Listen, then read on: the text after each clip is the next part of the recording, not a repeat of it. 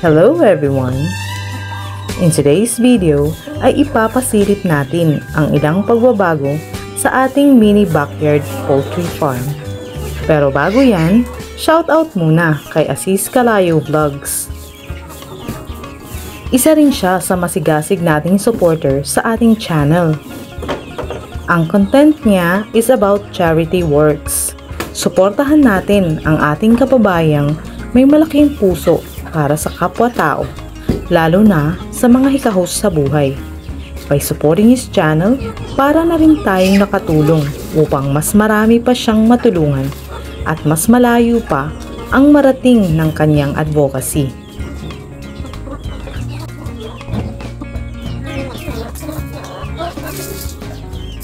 Tara, mag-ikot na tayo.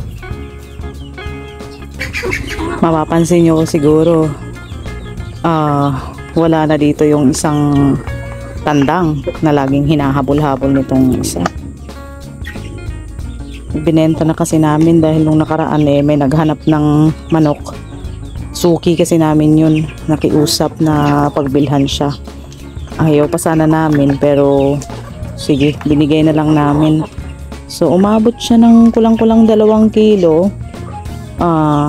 Binayaran kami ng 380 pesos.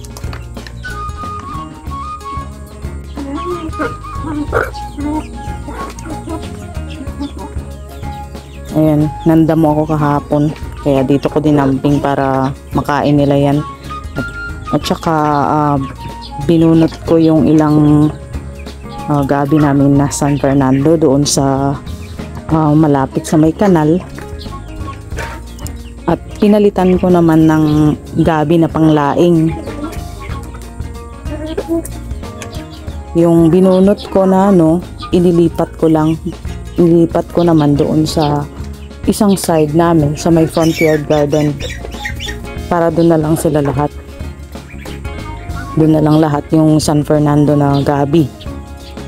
At saka yung gabi na panglaing doon ko tinanim sa medyo safe na part, yung hindi na-access ng mga manok na ligaw. Kasi napansin ko hindi gumaganda yung pagtubo niya dahil maliit pa man, tinutuka-tuka na ng mga manok. Yun yung dahilan nun kung bakit nilipat ko. Saka mapapansin nyo may pagbabago na nga rito. Wala na dito yung malaki naming pangitlogan. Napansin ko kasi luma na talaga siya. Kaya nirepurpose na lang namin siya. Ginawa namin kulungan ng aming aso. Tapos yung kulungan naman ng aso dahil mas maliit, ginawa namin pangitlugan. Actually dating pangitlugan na talaga yun. Pangitlugan ng mga bibe. Ginawa namin kulungan ng aso. So ngayon, binalik namin dito sa loob. Yan na yung aming bagong pangitlugan ng mga manok. Nilagyan namin ng net kasi feeling ko lang pagka wala kasing net, laging aakyat dito yung mga manok. Bubulabugin nila lagi yung pangitlugan na to.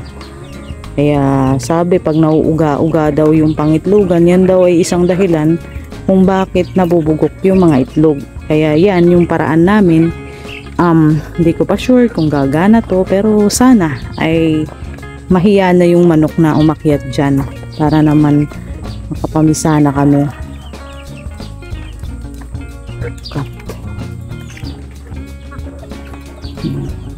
Medyo lumuwag-luwag na. Ito marami pa ditong basura, mga panggatong yan. Tsaka yung iba baka may mapakinabang pa dyan, kagaya ng plywood, baka magamit pa namin. So ito naman medyo meron kaming nabili. Yan yung pinapangarap kong kulungan ng sisiw. Nagkataon lang na inalok kami nung paggagawa dito sa amin ng mga bamboo handicrafts. Inalok niya sa amin, original price talaga daw niyan is 1,500. Inalok niya lang sa amin ng 1,000. Siguro wala namang bumibili. Kaya Kaya binabaan niya na lang yung presyo. So yun, grinab na namin kasi ganun talaga ang bentahan din talaga dito nasa 1,500 at mas mataas pa kung mas maraming pintuan. Ito, 3 pinto yan. Pwede na rin sa 1,000 kasi nga mahal dito sa amin ang kawayan. Buti pa nga sa probinsya namin sa Leyte dun, pumunta ka lang sa ilog, may mga kawayan na dun, pwede ka nang manguha. Normally kasi free naman yun kasi nga gilid naman ng ilog. Walang nagmamay-ari ng ilog kaya libre manguha ng kawayan doon sa mga tabi ng ilog. Dito ang mahal ng kawayan kaya sabi ko siguro blessing na sa amin yun dahil matagal ko na rin pangarap yung makabili nga nitong kulungan ng mga sisiw para safe na sila dyan at saka maganda na rin. Sa halagang 1,000 pesos. Ito naman napulot ng asawa ko galing dun sa tabi ng ilog. Susubukan namin kung mapapakinabangan pa ba namin ito. Parang iniisip namin gawin din itong pangitlogan. Wala pa kaming materyales para maayos. So stay put lang muna siya dyan. Pinagawan ko na rin ng medyo cute na hagdanan. Galing lang din yung materialis niyan sa binaklas naming divider na binigay lang din sa amin ng aming kapitbahay kasi bumili sila ng bago. Ngayon lumang-luma na yun yung divider nila. So panggatong na lang. So ngayon may mga kahoy-kahoy pa na pwede pa namang gamitin. Kaya gumawa kami nitong maliit na cute na hagdanan para sa mga manok. So ayan, so far ang pagbabag. Nga pala, nilabas na namin yung aming sisiw na nakakulong dito. Actually, ito na yan sila. 3 na lang sila kasi yun nga talaga pagka nilalabas nga yung mga manok, lalo niyan medyo maliit pa pero 1 month mahigit na ito. Namatay agad yung isa. Sige lang, ganun talaga, wala tayong magagawa dun, hindi niya kinaya.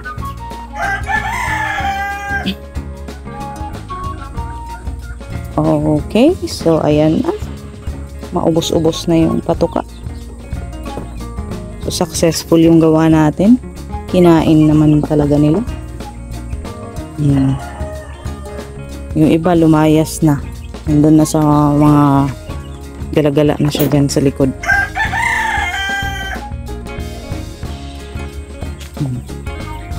Nandun sila.